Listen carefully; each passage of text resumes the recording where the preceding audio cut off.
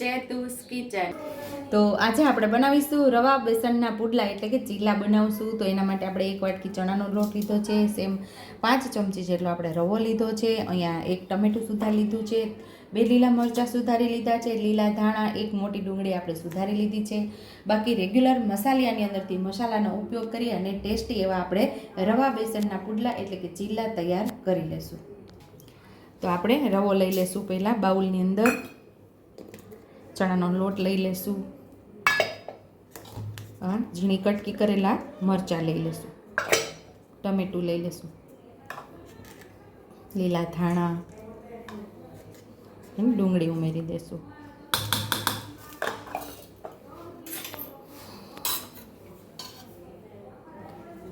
પાંચ ચમચીથી થોડી વધારે હળદર ઉમેરશું,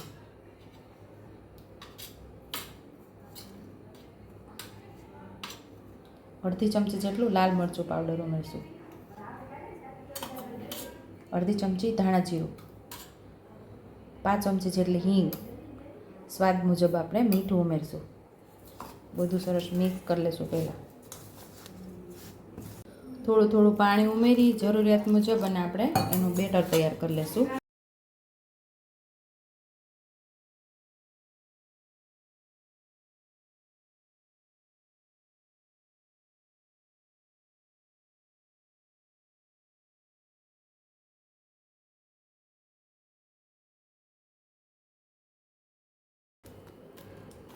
તો આપણે બેટર બનાવી અને 10 મિનિટ આપણે રેસ્ટ થવા દઈશું, કારણ કે આની અંદર આપણે રવો ઉમેરેલો છે.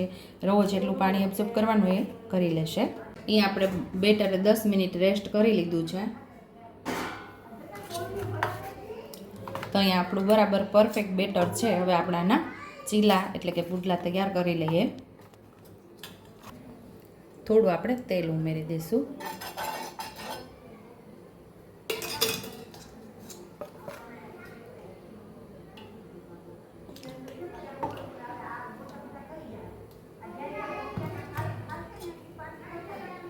આવી રીતે ફેલાવી દેવાનું.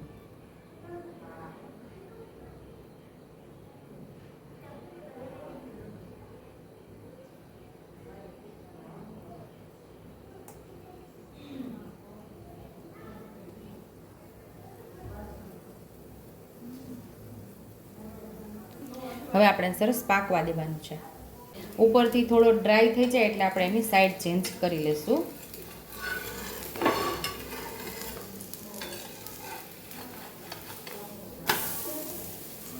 સરસ આપણે પાકવા દઈશું. હવે આપણે બીજી સાઈડ પલટાવી લઈશું. બે સાઈડ સરસ આપણે પકાવી લેવાનો છે.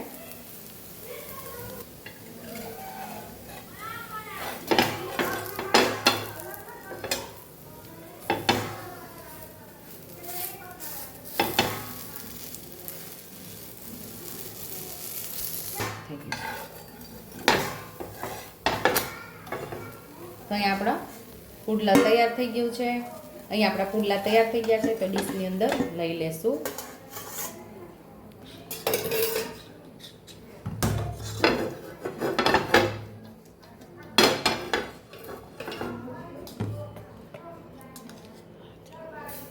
સેમ એ જ રીતે બીજા બેટરને પણ ઉમેરી અને સરસ આપણે પુડલાને પાથરી લેવાનું છે. આવી રીતે હળવા હાથે, કારણ કે આની અંદર આપણે વેજીટેબલ ઉમેરી દીધું છે, ટમેટું, ડુંગળી, એ બધું, એટલે થોડું તકલીફ પડે પાથરવામાં. હળવા હાથે આપણે એને પાથરી દેવાનું આવી રીતે તવાની અંદર.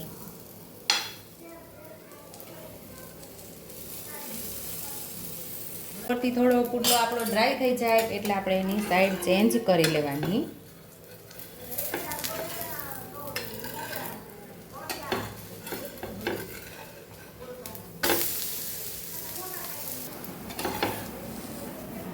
તો આપણે અહીંયા આ પણ તૈયાર થઈ ગયો છે. બીજો પુડલો પણ તૈયાર થઈ ગયો છે. ડીશની અંદર આપણે લઈ લેશું. તો અહીંયા આપણા પુડલા રેડી થઈ ગયા છે. તો સર્વિંગ પ્લેટની અંદર હવે આપણે સર્વ કરી લઈશું. તો ટેસ્ટી એવા આપણા રવા બેસનના પુડલા તૈયાર થઈ ગયા છે. જો તમને મારી રેસીપી પસંદ આવી હોય તો મારી રેસીપીને લાઈક કરજો, શેર કરજો, સબસ્ક્રાઈબ કરજો, બેલ આઇકોનને દબાવતા ભૂલતા નહીં અને કમેન્ટ બોક્સમાં કમેન્ટ કરજો કે મારી રેસીપી કેવી લાગી. તો આવજો.